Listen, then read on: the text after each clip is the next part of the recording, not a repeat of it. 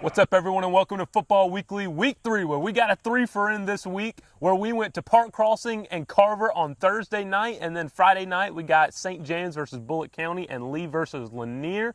I'm Joseph Sims. And I'm Isaiah Wilson. And somehow we found it out of our busy schedules. We both go to school, we both work, but on Thursday night we found ourselves at Crampton Bowl for the big game of Carver versus Park Crossing. Yes, sir, we did. We got to see a very intense matchup, very heated matchup, both balanced on offense and defensive sides. Very heavy hitters on both sides. And this is one of those games when you think about like football in the South, you think about the big games in Texas, especially the big games here in Alabama. This is the one game you think of. The crowd's intense, the players are just popping helmets off, and you know, you're sitting there filming, you think a helmet flying off, you looks like a head coming off, and you're like, oh my gosh, his head came off, and then it's like, oh, it's just his helmet. So this is one of those games we're super excited about it. Yes, most definitely. Big plays were made on both sides of the field. Let's take a look at that right now. In the East versus West matchup between Carver and Park Crossing, it was Carver that got first blood in the matchup, forcing Park Crossing and QB Javius Langford to lead his team down the field for their first score. Carver did what they needed to do to stay out in front, but it was ultimately their defense that stole the show with some big hits and big stops to secure the win. So there you have it, folks, the highlights between Carver and Park Crossing, where Carver came out top with the win of 20-14 and the first ever historical win. Yeah, and they got that win off strong defensive play from their defensive unit. But the thing is that when you're playing really good defense, you give your offense extra possessions. And when your offense has extra possessions, you want to be able to put points on the board. However, they did not do that, in my opinion. I don't think they did that very well with quarterback Marquarius Moore. He threw 2 red zone interceptions, and when you look at him, he just didn't have the chemistry that you were looking for with your wide receivers. Both of them were either in the corner of the back left end zone or the corner of the back right end zone, and it's just he just overthrew his receivers. His receivers either didn't run the fade route or he just completely missed them. But when you're throwing interceptions like that, you're just being wild with the football, and you're trying to extend that lead. The game is one possession. One possession. Then all it takes is one play for Park Crossing, either on defense or offense, to either take the lead on you throughout the whole second half of the game. And when you're wild with the football and you don't know what you're doing in the red zone, you're not going to win football games. But luckily they had a good defensive performance to be able to win. Yeah, that one possession game really could have been a tie game multiple times, as Marquise Moore threw one pick six that got called back, luckily. However, Marquarius Moore, when he was trying to extend the lead, you know, when you want to do that in any game, you got to take risks.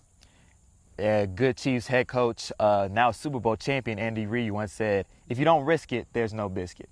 Marquarius Moore risked it a lot, and he got a lot of biscuits, but no gravy. You got to have gravy on your biscuits. Which is just dry bread. That's right.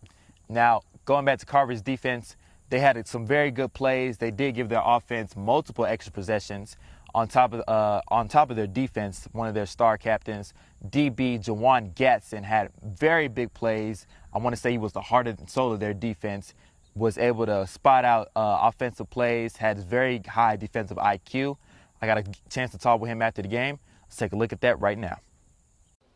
So Carver just beat the Park Crossing Thunderbirds 20-14 with a little help from Jawan Gatson. Jawan, you had some big plays out there. What can you say about that? Man, I just prepared for the game, worked hard every day, and just dedicated this to my team. We had made history. We just needed to make history. Now you played safety. You had some big plays during the game. Had a pick six. Had it called back. How you feel about that? Man, it hurt. Every time I wear this, I always get a pick six call back. I also took one to the house from a kick return too. Thanks, Jawan, for letting us get that exclusive interview with you after the game. Another team that only held their opponents to 14 points was St. James in their 38-14 region win against Bullitt County. Yeah, let's be honest, though. St. James really only won this game because they just had more muscle and more people than Bullitt County. Bullitt County probably only had about 35 kids on their team. Every single one of their offensive linemen and defensive linemen were playing both ways. They just didn't have the depth, and it was honestly a pretty close game in the first half while we were there, and then in the second half, obviously St. James pulled away due to KJ Jackson, their quarterback, and Cosner Harrison, their running back, who had a pretty decent game himself. Mr. Harrison, number 5, had 2 rushing touchdowns, I believe. But let's just be honest. I mean, St. James, they're doing good right now. The record looks good, but that the defense just needs a little tune-up. They're going to face some challenges in the upcoming weeks. We've seen their schedule. Their metal is going to be tested. Their pads are going to be tested. Bullitt County did have bigger players, but, after a while, no matter how big, how tall, how fast, how wide, or how skinny you are, fatigue is always going to come into effect. Isaiah, that's a good point. It doesn't matter how big or how tall you are. Eventually, you're going to get tired, and that's what happened to Bullitt County last night against St. James in the second half. St. James was able to pull away. But the next game we went to was Lee versus Lanier at Crampton Bowl last night. And while it was wet and wild out there, we were getting wet. The players were getting wet.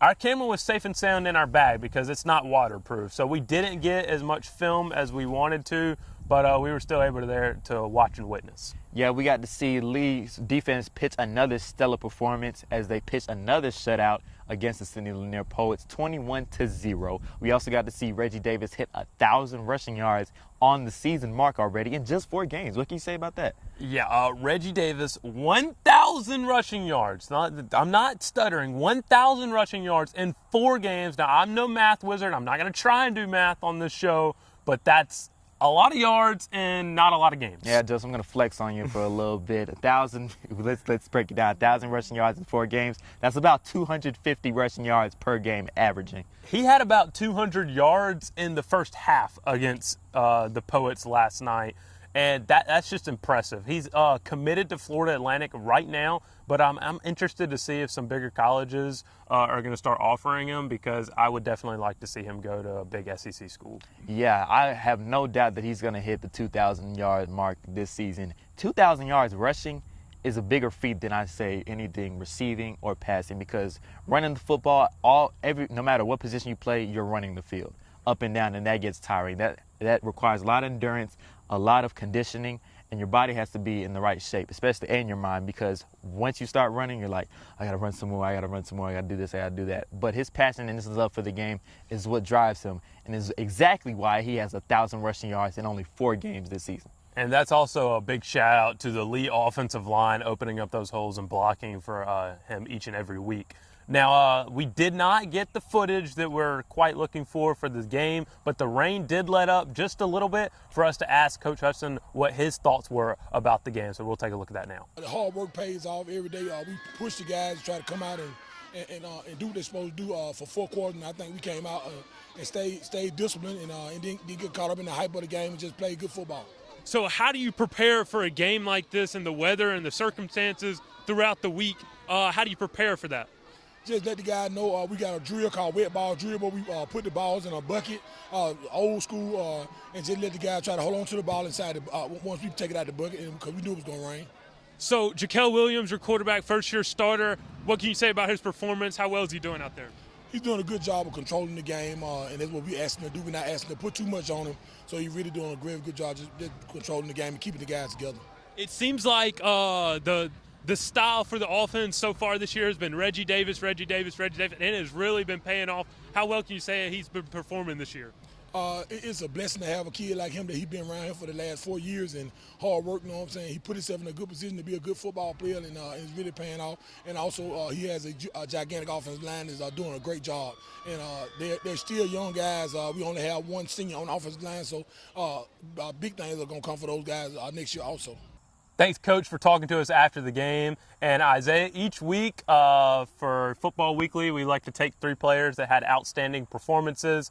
And this week's 3 players are going to be for Carver, Jawan Gatson, and for St. James, Cosner Harrison, and then for Lee, Reggie Davis. Yeah, Cosner Harrison got a lot of touches in this St. James region matchup against Bullitt County. They treated him like Christian McCaffrey, and he was getting those Christian McCaffrey yards, whether it be running or receiving. Jawan Gatson, very stout DB, showed his IQ, got a lot of big hits, made a lot of big plays, playing like an SEC DB. And, Reggie Davis being Reggie Davis, capping off that 1,000 rushing yards in only just 4 games, that's something to talk about. That's something to brag about. Who's going to take the cake home? This one was really hard. We had a lot of trouble. We debated for a long time whether we were going to give it to Jawan Gatson or Reggie Davis, but we decided it was going to go to Reggie Davis for the fact that he had 1,000 rushing yards in 4 games. That's an astronomical amount of yards in just a little amount of games, and that's a huge accomplishment. Shout out to Reggie Davis for that. But he takes the cake for the second week for Football Weekly. Shout out to Reggie Davis. Good. Keep making those big plays. Hope to see you hit 2,000 yards. Of course, we're going to be looking forward to that and covering that for you out there for Football Weekly 4 through however many weeks there are in the season. That's going to wrap up our episode for this week, Football Weekly Week 3. I'm Joseph Sims. And I'm Isaiah Wilson. Peace.